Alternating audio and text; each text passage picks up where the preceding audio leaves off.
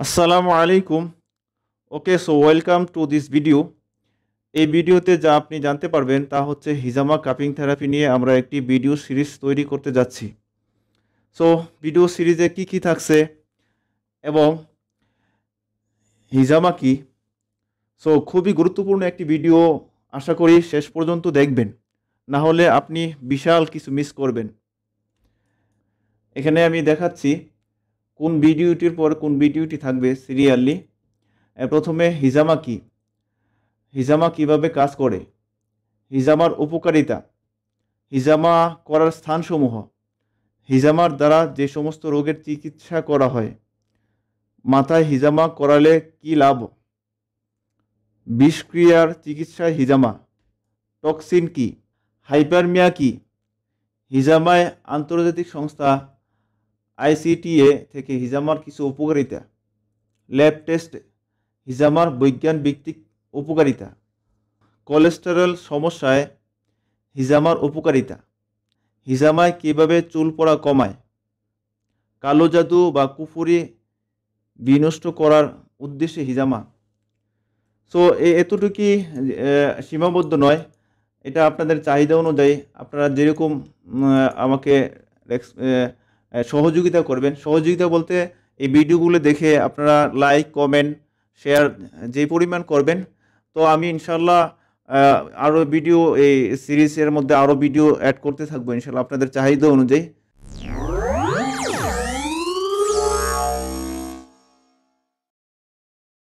হিজামা একটি ভুলে যাওয়া সুন্নাহ, চলুন আবার পুনরুজ্জীবিত করি।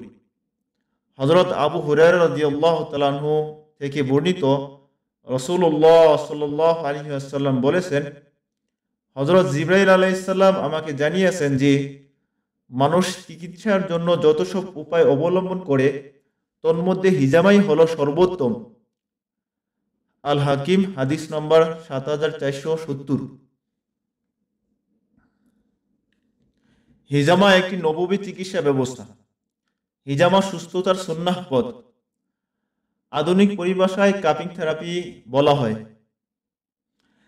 এই চিকিৎসা ব্যবস্থা বহু প্রাচীন।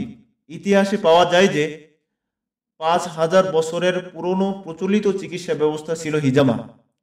মধ্যপ্রাচ্য থেকে উৎপত্তি হলেও চিকিৎসা পদ্ধতি হিসাবে চীন, ভারত ও আমেরিকায় বহু পূর্বে থেকেই এটি প্রচলিত ছিল। ১৮ শতক থেকে ইউরোপেও এর প্রচলন রয়েছে।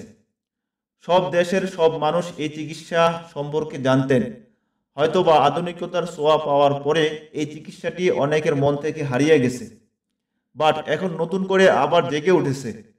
আগে বাঁশ কিংবা প্রাণীর শিং ব্যবহার করে এই চিকিৎসা করা হতো, কিন্তু বর্তমানে সাধারণত গ্লাস কিংবা ক্রিস্টাল প্লাস্টিকের কাপ ব্যবহার করে এই চিকিৎসা করা হয়। বর্তমানে পৃথিবীর অনেক উন্নত দেশেই হিজামা কাপিং থেরাপি বেশ জনপ্রিয়। সৌদি, মিশর, মালয়েশিয়া কিংবা চীনে যেমন চলছে, তেমন আমেরিকা, অস্ট্রেলিয়া, জার্মানি, নরওয়ে, ডেনমার্কের মতো দেশেও হিজামা চলছে সগৌরবে।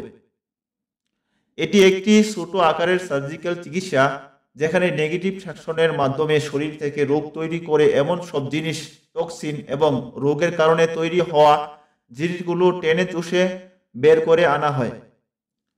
এতে শরীরের মাংসপেশি সমূহের রক্ত প্রবাহ দ্রুততর হয়। হিজামা এক ধরনের চিকিৎসা যার মাধ্যমে শরীরের সব টক্সিন, ইউরিক অ্যাসিড, বদরক্ত, রোগের জন্য দায়ী জীবাণু, প্লাজমা বা ফ্লুইডের সাথে বের করে নিয়ে আসা হয়। এতে একাধিক নিউরোট্রান্সমিটার মুক্ত হয়। নাইট্রিক অক্সাইড হাইপারমিয়া বা হিমোস্টোসিস প্রক্রিয়া কাজ করে।